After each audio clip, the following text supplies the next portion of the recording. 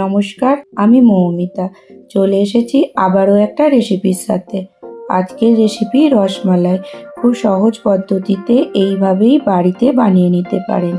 যেমন নরম আর খেতে খুব সুন্দর হয়। প্রথমেই নিয়ে নিয়েছি 1 লিটার দুধ। দুধ এখন ভালো করে ফুটতে দেব। এখানে একটা কাপের মধ্যে নিয়ে নেব 2 চামচ ভিনিগার আর 4 চামচ জল। দুধটা এখানে ফুটে উঠেছে। এই সময় গ্যাস বন্ধ করে দেব। এর মধ্যে অল্প অল্প করে ভিনিগার মেশানো জলটা দিয়ে একটা ডাবুর সাহায্যে ভালো করে মিশিয়ে নেব। কিছুক্ষণের মধ্যেই ছানা বেনে যাবে।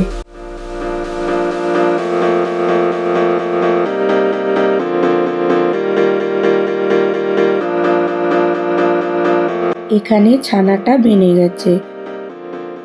এই রকম একটা সুতির কাপড়ের মধ্যে ছানাটাকে ছেঁকে নেব। নর্মাল জল দিয়ে ছানাটাকে ভালো করে ধুয়ে নেব, যাতে এর মধ্যে ভিনিগারের টক ভাব বা গন্ধ কোনোটাই না থাকে।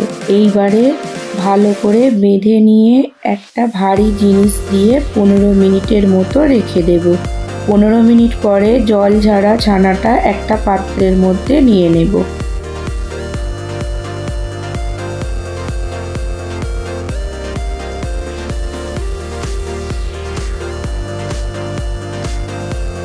ছানাটা হাতের তালুর সাহায্যে 10-15 মিনিট ভালো করে মিশিয়ে নেব, যাতে ছানার মধ্যে কোনো দানা দানা ভাব না থাকে। এখানে ছানাটা বেশ ক্রিমের মতো নরম হয়ে গেছে।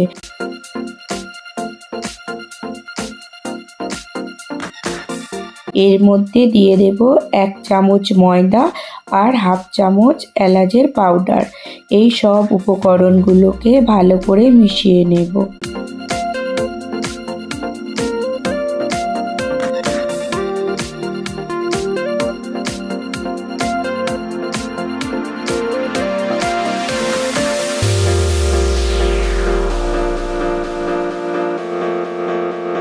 এরপর ছোট ছোট বল বানিয়ে নেব।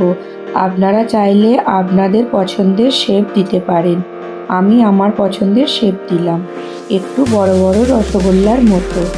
যদি বল বানানোর সময় বলটা ফেটে যায় বা ভেঙে যায়, তাহলে আবারও 5 মিনিট ছানাটা মেখে নিতে হবে।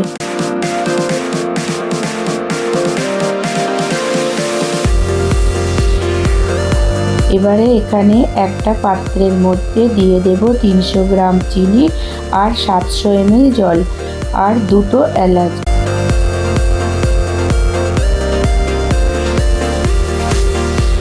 ভালো করে ফুটে উঠলে ছানার বলগুলো চিনির রসের মধ্যে একটা একটা করে দিয়ে দেব। গ্যাসের ফ্লেমটা সবসময় হাইয়ে রাখতে হবে। 5 মিনিট ফুটে ওঠার পরে একটা ঢাকন দিয়ে চাপা দিয়ে দেব। চাপা দিয়ে 10 মিনিট ফুটতে দেব। 10 মিনিট পর ঢাকনটা খুলে দিয়ে অল্প করে নর্মাল জল 4 ডাবু দিয়ে দেব।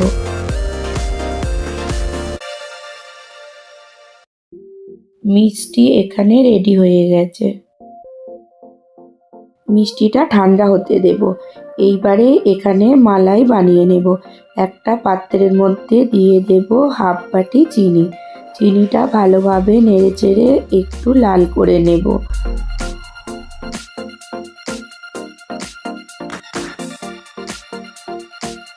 এর মধ্যে দিয়ে দেব 1 লিটার দুধ। দুধটা ভালো করে ফুটিয়ে একটু মোটা করে নেব। দুধটা প্রায় অর্ধেক হয়ে গেছে। এর মধ্যে দিয়ে দেব 1/2 চামচ এলাচ গুঁড়ো আর কিছু কাটা ড্রাই ফ্রুট আর 1/2 বাটি মতো চিনি। ভালোভাবে মিশিয়ে নেব। মালাইটা এখানে রেডি হয়ে গেছে।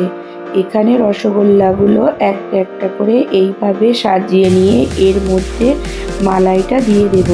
রসগোল্লাগুলো এত সুন্দর নরম হয়েছে যে সুন্দরভাবে মালাইটার সাথে মিশে যাবে।